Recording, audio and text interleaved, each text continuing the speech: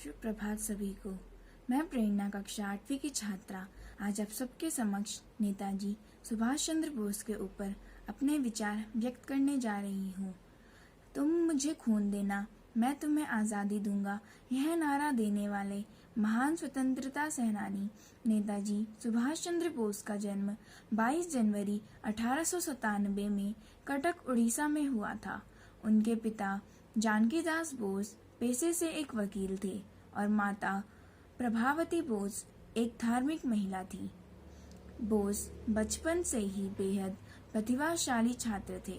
उन्होंने हर कक्षा में उत्तीर्ण आए थे और अपनी 10वीं की परीक्षा भी उन्होंने उत्तीर्ण नंबरों के साथ पास की थी। अपनी आगे की पढ़ाई के लिए वह कलकत्ता विश्वविद्यालय चले गए थे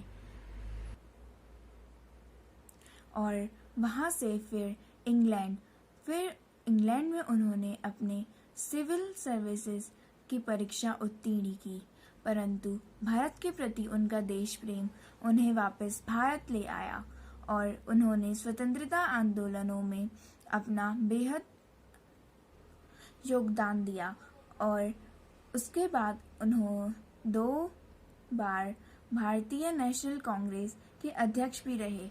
परंतु उस समय भारतीय नेशनल कांग्रेस गांधी जी के नक्शे कदम पर चलती थी और गांधी जी और बोस दोनों के विचारों में बहुत अंतर था, जिसके कारण बोस ने वहां की अध्यक्षता छोड़ दी और अपनी एक अलग पार्टी बनाई, जिसका नाम उन्होंने आज़ाद हिंद फौज रखा। आज़ाद हिंद फौज का नियंत्रण उन्होंने खुद करा। द्वितीय विश्व युद्ध के दौरान जब ब्रिटिश सरकार कमजोर थी, तो इस समय को उन्होंने अवसर के रूप में लिया और जापान और जर्मनी जैसे देशों की मदद ली और अपनी सेना का खुद नेतृत्व किया।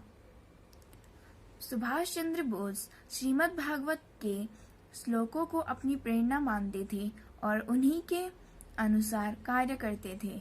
वह एक बहादुर योद्धा थे और साथ साथ एक बुद्धिमान व्यक्ति भी।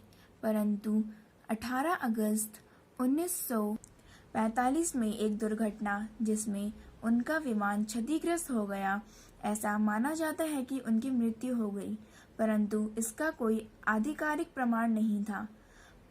सुभाष चंद्र बोस युवाओं के लिए एक प्रेरणा स्रोत रहे हैं। उनका जीवन